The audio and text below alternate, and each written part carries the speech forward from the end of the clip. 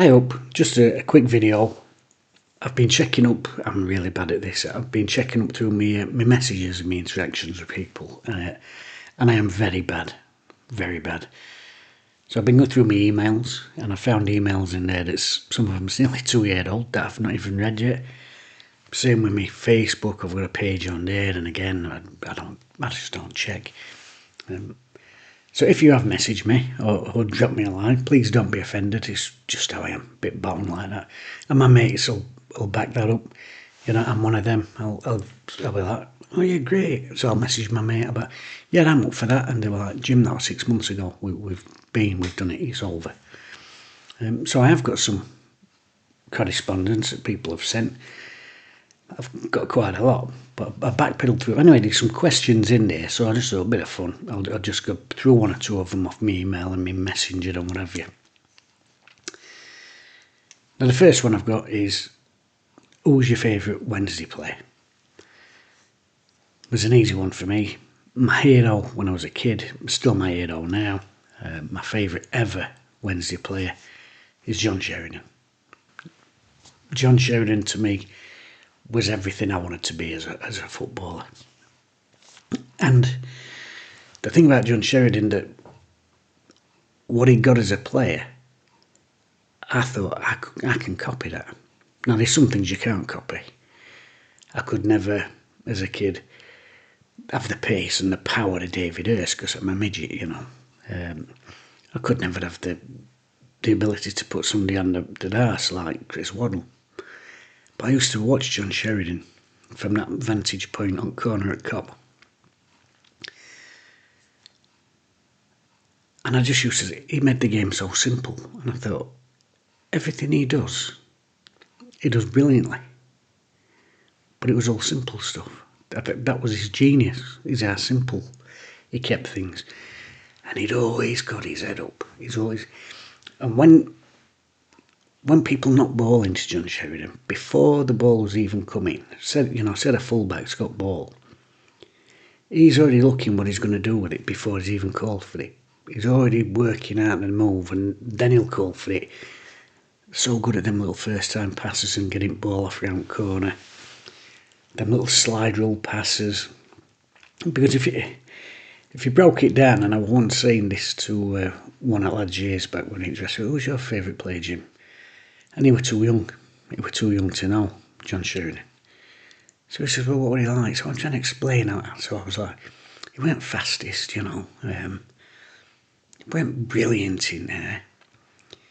He could dribble, but you wouldn't say he was a dribbler. And he was like, well, you're not selling him here. And I was like yeah, what? And as I said, it was that simplicity, because he could tackle and he could leave a foot in, but you wouldn't say he was particularly a tackler. But he got good timing in tackle. He could leave a bit in there when he wanted to. When he did head ball, which was quite rare, again, timing, anticipation. And that's why he was my hero, because like I said, I could never try and be like David Hurst. I could never try and be like Chris Waddle, but I used to see John Sheridan and think, I can do that. I can get my head up and look what the best option is before I receive a ball. You know, I can make sure, and it's something that a lot of players seem incapable of these days up and down the leagues. He managed to find a teammate with his pass, you know. Yeah, so John Sheridan, my favourite ever player. I once went to my barber's. I did have hair. I once went to barber's and I took a Wednesday programme with me. I think it was against Watford. Really good picture of John Sheridan up front. And I went in and I said to my barber, I said, I want my hair like that. He went, all right, son. This obviously he's trimming me chads and clippers on it. Holds mirror up like they do. And I'm looking. And I'm looking at my programme. And I says, you haven't done them bits there, mate. And he went, that's called a receding hairline, son. He said, I shouldn't worry about that. You'll have one soon enough. And, well, he were right, weren't he? Yeah, I even wanted a John Sheridan haircut. I've got another question here. I haven't put the names in case folks are embarrassed. I don't want to. Have you got a preferred bidder? Texter's interested. Mark Ashley, blah, blah. No, I ain't got a preferred. I'm trying not to think about who's going to buy a club, because there's no way I can influence it. And it's at the minute it's a lot of sort of tittle tattle in it. We'll know when it gets announced. It's as simple as that. I listened to that fans forum the other night. Chris Wigfield said they'd probably have to accept the highest bidder. That's the highest bidder who proves they've got the cash and passes the fit and proper persons test, which apparently has been tightened up and is more stringent. So it'll be down to that. Although I'm sure that when he first came, he did an interview with the club. He wanted to sell it to the best person for the job. I'll have to check that up. It's that little bit not contradictory, but maybe cross wires. I'm not really bothered who buys it. I know that sounds stupid. Obviously, you want somebody with loads of cash, and we all have these dreams of us playing in a rejuvenated Hillsborough that becomes a glittering fortress, and international players, and what have you, European games down there. But genuinely, I just want somebody who's got a plan. It's that simple. I'm not really that bothered who it is. So whether it's Texter, Ashley, or Waltons, or whoever it is, it'll probably end up being somebody we've never heard of. Because I am a bit of a believer in that the people who are genuinely serious are the people who are working behind the scenes, and not their people working behind the scenes and aren't necessarily, doing interviews in newspaper and radio and whatever. But whoever it is, I just want them to come in and say, right, we've seen potential at club. We've seen the numbers that we can get through the door. We know it's a club that can sustain itself because we've got the fourth highest gates in the division last season, and we've got the fourth lowest wage budget, and somehow that Voldemort were managing to lose us money. So they'll know all about that potential. And I just want somebody who's going to come in and say, right, let's sort the ground out. First things first. Let's look at the training ground. Let's get that up to date, because I've got to tell you, I went to training ground when Darren Moore was here for the training session, was lucky enough to go and attend that. And I'd last been up there in it'd be about 93, 94. I'd gone up, funnily enough, with a mate of mine to interview some players. We interviewed Gordon Watson and Phil King. Phil King was fabulous. He gave us loads of time. But when I went up under Darren Moore the year, other than some extra porta cabins, it was same as when I went up in 93. It barely changed at all, So somebody will look at that and say, right, let's get a better training facility. And one of the reasons that's important to me, if you look at players we've had over the last 10, 15 years, we've had some good players. But how do you attract them? You want to be an attractive propositioning table, or you're going to be challenging at one thing or another. Have you got a manager that people want to play for? Have you got good facilities? Because we're supporters. We love Wednesday, I'm 50-year-old next birthday, but if they said to me, come and play for Wednesday, I'd be like, hey, great, I'd be there every single day. I'd absolutely love it. But these are professionals. They're not particularly Wednesday fans. Obviously, you've got likes of Palmer and Bannon. I think we'd consider them send supporters at club now, but professional players. It's their job. So the training ground is their workplace. Now, if you're a player and you've got 3 or 4 options on table, and you go up to Middlewood Road and have a look round, and then you go into some of these other ones. We look at the state-of-the-art facilities at what I consider smaller clubs like Brentford, Bournemouth. I know they're in the top flight, but you look at the facilities they've got. Bristol City, they're in the same division as us. Look at the training ground facilities they've got. And if you're a professional player, that is your workplace, nothing more. And you want the best facilities. And I think probably Wednesday's been down a situation in the past where we've had players who've got 1 or 2 options, maybe free agents, whatever, and they'll look at all that and they'll be like, no. But if you really want them, you're then having to say, what can I do to get this kid here? well, I'll just have to offer him more money than he's going to get offered elsewhere. I mean, look at the situation we had with, what was the lad's name? Jones, David Jones, comes in from Burnley.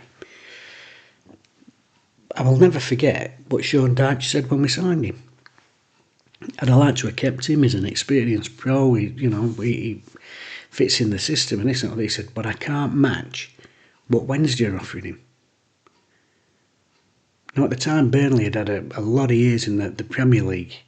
They got that money behind him, and they couldn't match what we were offering. We were,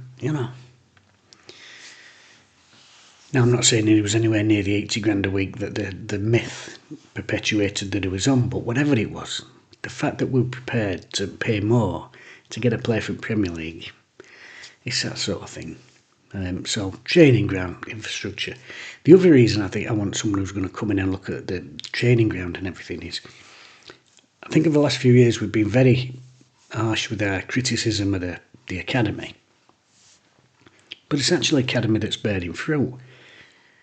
You look at George Brown and Ernie Weaver this season. Sean Fazier's come into the side. In more recent years, we lost the two lads who went to Brentford. Shaw and Odagiri. Okay, Kinnears might not have panned out how he wanted, but again, producing players, George Hurst, I mean, we all know what happened, but that saga. But Pierce Charles, there's probably 10 there that have gone on and are having careers in league football. And again, you want to have a facility and a categorisation of your academy that when you don't produce them, you can keep hold of them. Keep hold of them. And again, facilities, the coaches are obviously doing a good job in developing the players, but give them everything else that they need to get these players nurtured through and to keep hold of them when they're ready. So that's all I want. I mean, that alone would cost millions of pounds, but ground tarted up, training ground, like I said, somebody with a plan and a strategy. And the other thing is identity. It's always frustrated me in terms of, the badges, one example. The badges change and this and other. But the kit. We've had some awful kits over the years, and some people will like some of the designs and some won't. But identity and branding. Because there's a younger generation, and I don't just mean the Sheffield kids, I mean the kids around the world who will never have heard of Sheffield Wednesday. There'll be little things like the Peterborough game that go towards, who are they? An identifiable image. The kit is a massive part of that. So, Real Madrid, all white. Man United, red shirts, white shorts, black socks.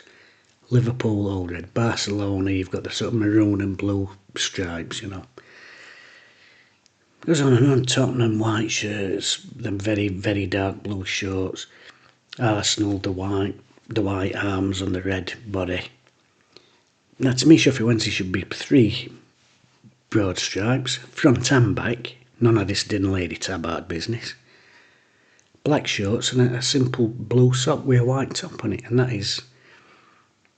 And also, by the way, that is historically the only time we ever win any silverware. That's the last 3 occasions we've won and we've had that sort of same kit. But it's an identity, because as soon as you've got, we'll have thin stripes this year, or we'll have no stripes this year, maybe we'll have pinstripes, And you look at our kits over the last 10 years, and you could, if you were watching on telly and you didn't know who we were, you didn't know it particularly was us, and you were somebody from outside looking in, you'd be like, who's that? Ipswich, Gillingham, Wigan. Identity. So I'd like to see someone who comes in and sort of addresses that as well. I mean, first thing first, I'd like him to give Henrik Pedersen some players, a little bit of a squad, just to tickle us along a bit. But as I said, I'm not really bothered about them being millionaires or billionaires or whatever. I just want somebody to come in with a plan and say, right, I know if I get things right, I know if I get the pricing structure right, we can have 25,000 people in here every single week. Let's get the kids on board again, and let's, like I said, build up the ground and the training ground and do it properly. I mean, it's not groundbreaking, is it, to say, look after your ground. get good facilities for people to come to work every day, you know. It's not groundbreaking to say it'd be nice to have running water in stands and stuff like that, you know. So basic stuff. What other questions have we got in here? Most hated opposition team.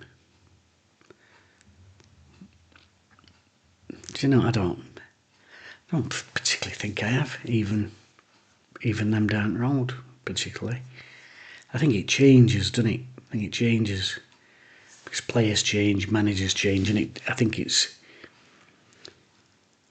people that you take a dislike to, isn't it, more than particularly a club. I mean, when Ferguson was at Man United and we were in the same division, I couldn't stand him. Absolutely couldn't stand him with his red nose, and I used to give him a dog's abuse when he come to Hillsborough.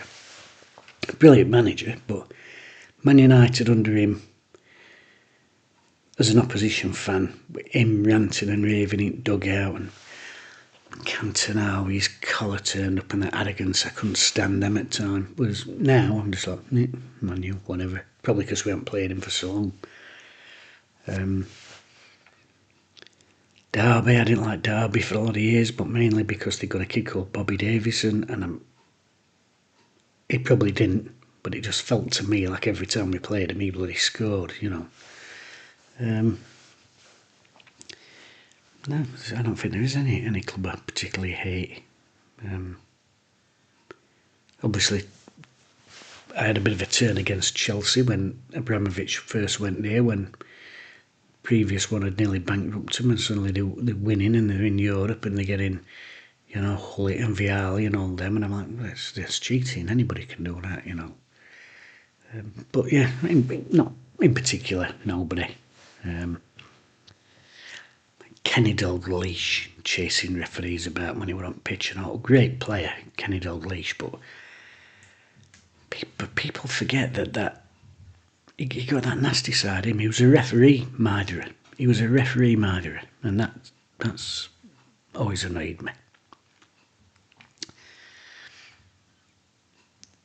Favourite non-Wednesday player? I don't really have any favourite players who play for opposition. There's people you like to watch.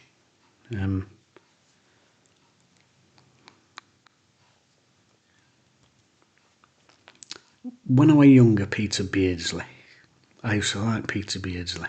And when I used to see him playing for Everton and Liverpool, but when he played for England, and this is one of the things that does annoy me about football, is everything's every other year it's like football's been reinvented and there's a new set of phrases and positions and this sort of, and they infect the game as far as I'm concerned. And one of the ones in recent years is people start talking about it's a number 5, you know. It's a number 5. Since when I was younger, 5 was centre half, you know. 3 were your left back, 2 were your right back, 5 and 6 centre half. 4 was your defensive midfielder or your anchor man, and 8 was your creative midfielder. So it's that sort of, I don't want to call it a European snobbery, but there's this thing that, oh yes, he's a number 5, and that annoys me a bit. Anyway, to get back to my point, and this is where I was going with that. But these days, oh, he's a number 10, he's a deep line, blah, blah, blah. Peter Beardsley was doing that 40 years ago. It's nothing new. Go back and look at old games, like I said, Liverpool, Everton, when he played for England and he played with Gary Lineker up there. Just watch Peter Beardsley. Dropping into them little spaces on half turn, wonderful dribbler, low centre of gravity. Same when he was at Newcastle with Andy Cole. Just popping up all over the place, and I hate this thing like, oh, this is brand new, you know. Oh, Jurgen Klopp's invented pressing. Oh, has he? Well, you know, Howard Wilkinson weren't doing it 35 years ago. It's like, you know, AC Milan under Saki, you know, never existed according to these acolytes of the, he's a 5, and it was a getting bin. I've always set up, it was only a question about players, wasn't it? I'm a bit like that. Excuse me. Why don't you try and do some player interviews? I ain't got any gear. That's truth be told. I couldn't do player interviews if I wanted to. So I ain't really got any gear. I've got my little thing. And most of the point, I doubt any player would want to talk to me. It'd be far easier if they come round and sat here in my kitchen with me, which, you can imagine a player accepting that. Agent, Some random fat bald-headed bloke wants you to pop round to his house. It's got kidnapping written all over it, hasn't it? Although maybe I will do that and kidnap Harry and Mass if he looks like getting recalled to Manu. Maybe that's not a bad idea. No, I would quite like to do it. The problem is as well, you're not going to believe it, I'm actually quite shy. I'm not a very good talker with people. I'm alright doing this because it's like there's nobody there. But yeah, what would be my dream interview?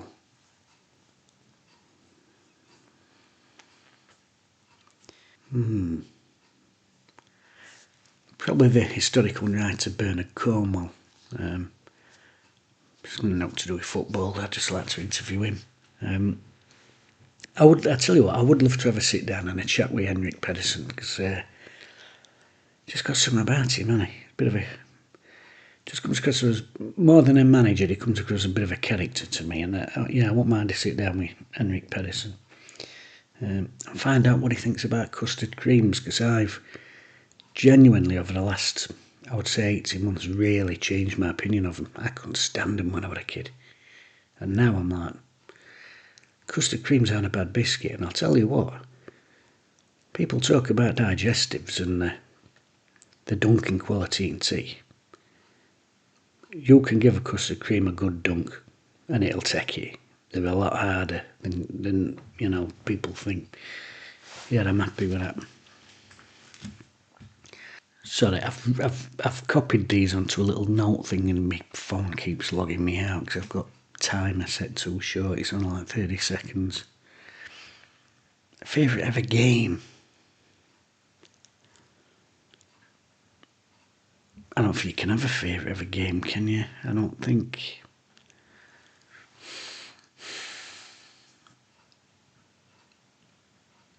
Peterborough is probably going to be the greatest ever game Hillsborough's ever seen, hasn't it? I think I might have mentioned this before. I think my favourite game was just a league game. It was back in 90, it might be 91. It was against Blackburn Rovers at Hillsborough. I'd be about 15. And as I mentioned earlier, my favourite ever player, John Sheridan. And it's unbelievable to think now, because he's in Wednesday folklore and everything, he was taking abuse from the crowd the week before. And it was a night game against Blackburn. And he scored, and honestly, I think that's the most. It sounds stupid, like I said, it was just a league game. But at that time, you've got that emotion. I mean, you're a teenager anyway. You're full of hormones, aren't you? You're angry one minute and sad next. But I don't think I've ever been so happy as it was a goal going in as that, because it used to stand right at background side at Cop, and when that went in, I was jumping about cheering, but also randomly pointing off to the middle of Cop and saying, "Fucking have that, you wankers," because I could not believe that, a week previous, 10 days previous, whatever it were, that I'd heard people booing my favourite ever player and one of our greatest ever players. But morons have always walked amongst us.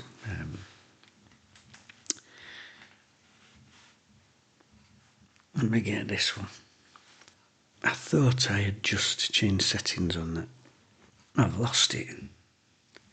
I've accidentally deleted that file, which goes back to what I was saying in an earlier video, which is I am a technical idiot, which is another reason why you couldn't possibly trust me to go out and try and talk to people in any professional sort of manner. Anyway, there we go. Couple of questions answered. As I said, if you have messaged me and I've not got back to you, it's because I don't really check. I've got my Facebook there. I very rarely check my Messenger. And I've got an email which I should check more, because I've actually found one on there today. Somebody, have you thought about doing a partnership with your channel? And that's the sort of thing I probably should read into. I'm a little bit one of them. I don't really get any opportunities, me. And then I find something like that that's been sat in my inbox for months on end. But there we go. So, there we go. What have we talked about? Peter Beardsley, the pontification of football language, what I want from new owners, favourite results, favourite player, and I think that was about it, weren't it?